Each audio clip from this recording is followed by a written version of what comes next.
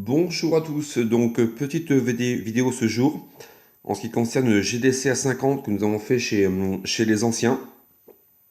Donc je vais vous montrer quelques replays. Donc c'était une GDC A50, mais c'était pas full 13, donc c'était vraiment une GDC pour organiser, vraiment pour s'amuser avec 4 clans. Donc les anciens chez qui on était. Donc il y avait aussi les Gaulois, Démoniaque, mon clan, et donc la Furie.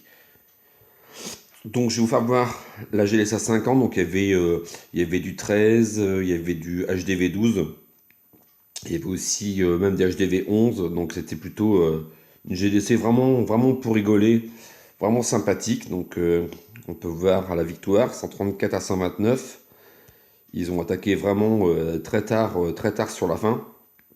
Donc je vais faire voir quelques vidéos, bon il y en a beaucoup, c'est des attaques avec des compos un peu spam, hein, donc des fois j'avancerai un petit peu, hein, le but c'est vraiment de faire un petit souvenir, hein. Donc j'avais promis que si j'avais un peu le temps, donc on va commencer par voir l'attaque de Nico, donc quelqu'un des Gaulois, donc avec la compo du moment, avec les super sorciers.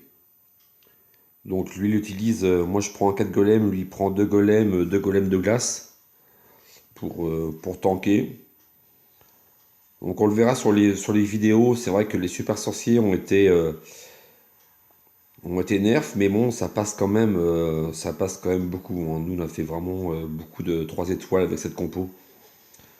Voilà, même là, s'il utilise un saut rapidement pour faire entrer ses troupes malgré son bûche. Voilà, une attaque assez classique.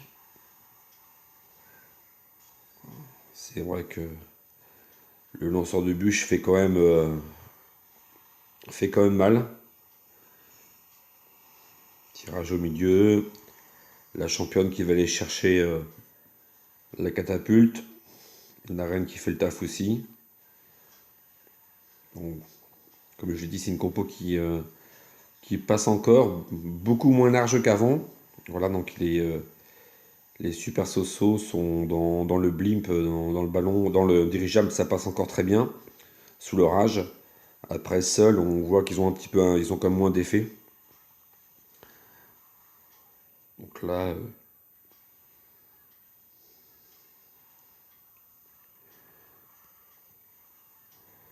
bon, après, quand il y a l'ensemble comme à 6 heures, quand il y a vraiment encore un petit golem tout doucement devant, les squelettes, les sosotes derrière, bon, ben là, ça envoie quand même, ça aide bien. Donc il y avait quand même un dernier compartiment qui était avec la TDE.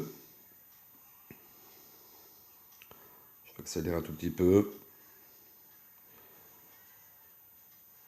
On voit que la TDE focus heureusement sur les sosotes, ce qui est pas mal à Rennes d'aller chercher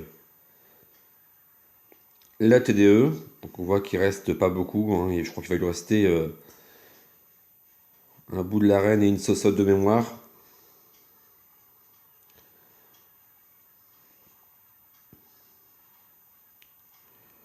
Ça passe. GG à Nico. Voilà. On va aller sur la vidéo suivante, qui était aussi quelqu'un de chez les Gaulois. C'était sur le 13.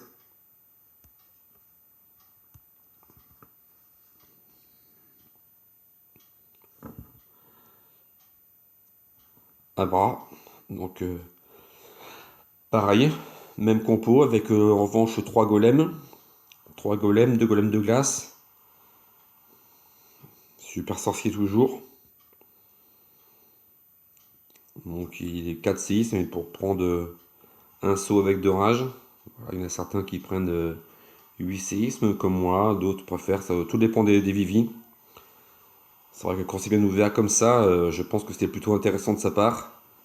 Ça lui a fait quand même un rage de plus.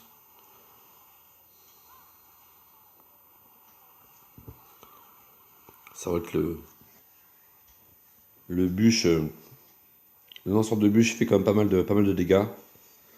Bah, déjà, ça déclenche l'HDV très souvent.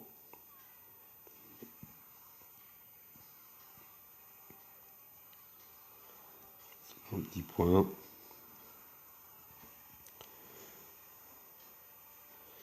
Alors, là, les super sont sous l'effet de rage. Faut vraiment un carnage. Le Dyson qui fait tourner un peu les troupes, mais la championne qui va aller chercher la TDE en bas. Ce qui va permettre, voilà, le piston a fait ressortir. Belle attaque. Voilà, ça passe avec pas mal de troupes. GG.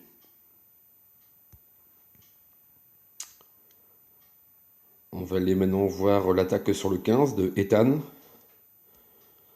Donc, Manu. Je vais lui dire en gueulant que je ferai une petite dédicace. Donc, dédicace à toi, Manu. Pas Manu, la chef du clan, mais quelqu'un des Gaulois. Et juste après, on verra la même base que j'ai attaqué, avec la même compo, mais à l'opposé. Voilà.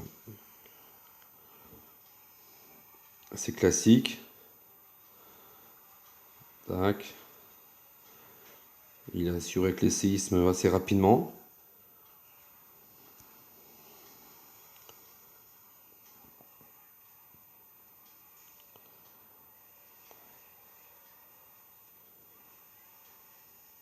La championne qui est partie en bas va aller chercher la T2, heureusement, parce que le compartiment n'était pas ouvert.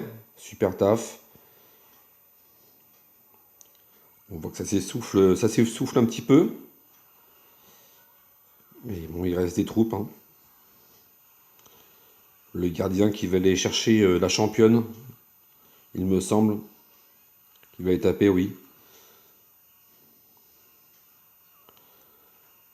Voilà. Donc, bravo, GG Ethan.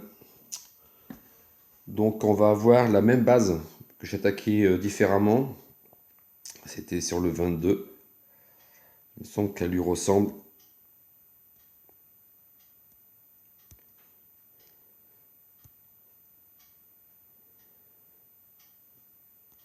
Voilà.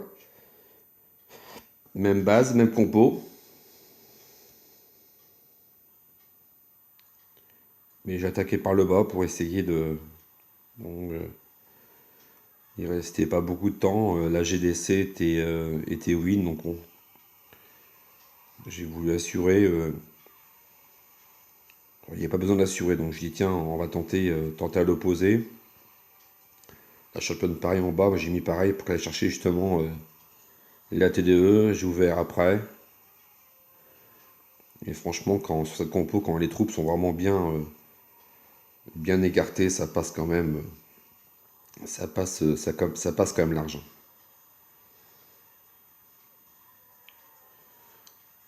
On peut voir que la même compo, j'ai un peu plus de troupes sur la fin, la même compo avec un angle différent. Ça peut changer beaucoup de choses avec la gestion des sorts. On va retourner maintenant voir l'attaque sur le 16.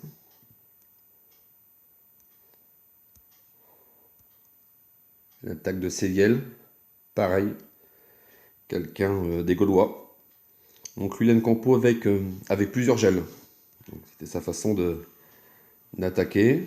Donc golem de glace à 3 heures. Ce saute derrière.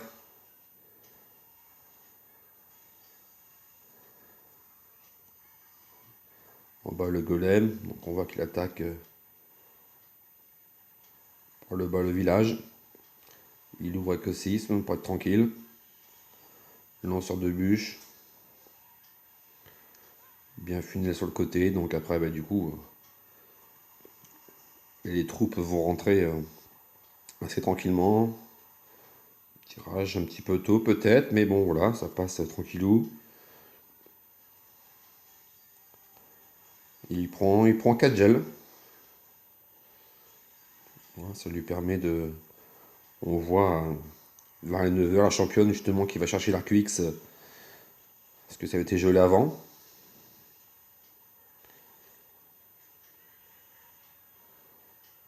Golem qui revient.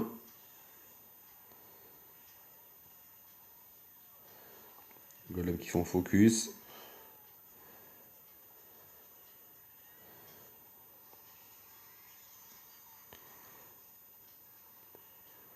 Voilà, la reine à 2 heures qui va aller chercher les Tesla. Le golem tank bien. Ça permet franchement d'aller chercher l'ensemble. Il y avait la catapulte à 9 heures qui était encore présente. On peut voir la reine qui déblaye fortement. Il restait pas beaucoup de vie à la reine, donc la cap à utiliser vraiment quand il fallait. Voilà. GG. Donc je vais couper la vidéo en deux pour que ça puisse passer facilement. Donc je vais refaire la suite. Merci, au revoir.